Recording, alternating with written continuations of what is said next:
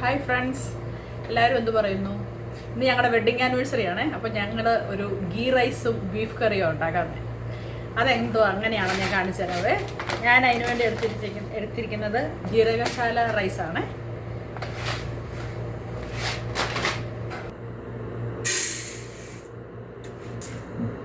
ഇത് നമുക്ക് കഴുകി ഒരു 20 മിനിറ്റ് കുതിർത്ത് വെക്കാം.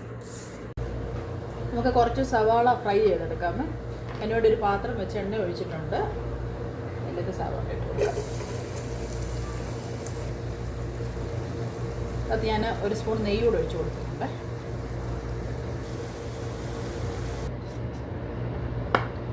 സവാളയൊക്കെ ഫ്രൈ ആയിട്ട് ഞാൻ കോരി വാങ്ങി അതിനകത്തോട്ട് കാഷ്യൂനട്ട് വറുത്തെടുക്കാം. കാഷ്യൂം മുന്തിരിയും വറുത്ത് കൊടുത്ത് വെച്ചിട്ടുണ്ട്. റൈസ് ഉണ്ടാകാൻ പോണേ.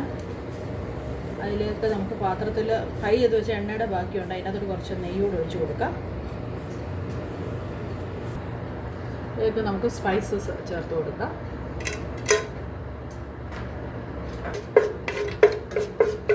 അതിലേക്ക് നമുക്ക് എടുത്ത് വെക്കുന്ന സവാള ഇട്ട് കൊടുക്കാം.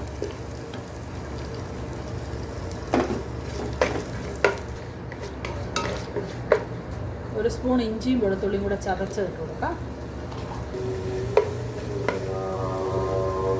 ശകലം ക്യാരറ്റ് ഗ്രേറ്റ് ചെയ്തിട്ട് കൊടുക്കുക. നമുക്ക് കഴുകി വാരി വെച്ചേക്കുന്ന റൈസ് ഇട്ട് കൊടുക്കാം.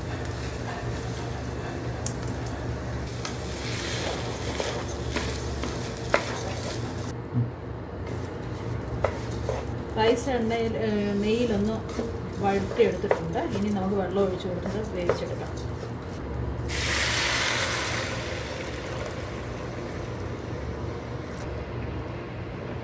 ആവശ്യത്തിനുള്ള ഉപ്പ് ചേർത്ത് കൊടുക്കാം.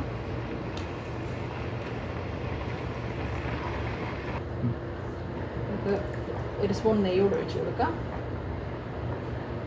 ഇനി തിളയ്ക്കാൻ തുടങ്ങിയിട്ടുണ്ട്. ഇനി ഒന്ന് ചെറിയ സിമ്മിലിട്ട് നമുക്കൊന്ന് വേവിച്ചെടുക്കാം. റൈസ് റെഡി ആയിട്ടുണ്ട്.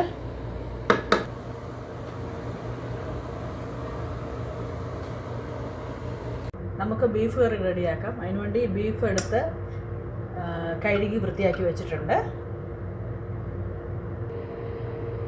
ഇതിലേക്ക് ഇഞ്ചി, വെളുത്തുള്ളി, കൊച്ചുള്ളി ചേർത്ത് കൊടുക്കാം. കറിവേപ്പില ചേർത്ത് കൊടുക്കാം.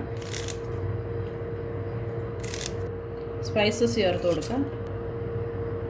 ഒരു 1.5 സ്പൂണ് മുളക് പൊടി ചേർത്ത് കൊടുക്കാം.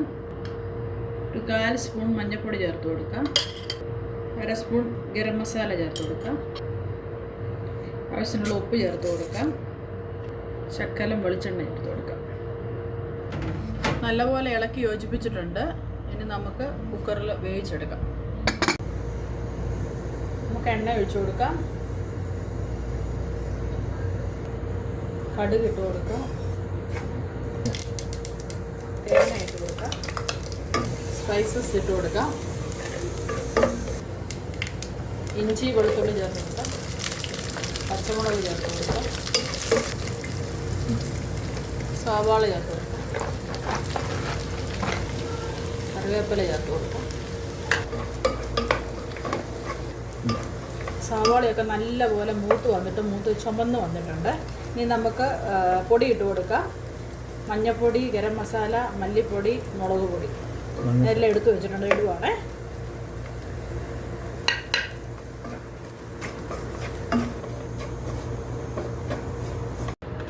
ബീഫൊക്കെ വെന്തിട്ടുണ്ട്. നമുക്കിത് ഇതിനകത്ത് ഇട്ട് കൊടുക്കാം.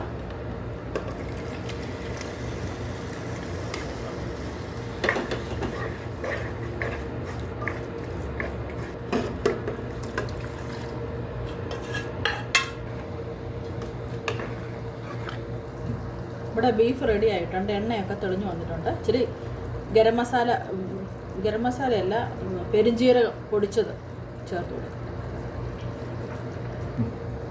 ഇച്ചിരി മല്ലിയിലയും കൂടെ ചേർത്ത് കൊടുത്ത് നമുക്ക് തീ ഓഫ് ചെയ്യാം. എണ്ണയൊക്കെ തെളിഞ്ഞ് നമ്മുടെ ബീഫ് റെഡി ആയിട്ടുണ്ട്. നമുക്ക് തീ ഓഫ് ചെയ്യാം.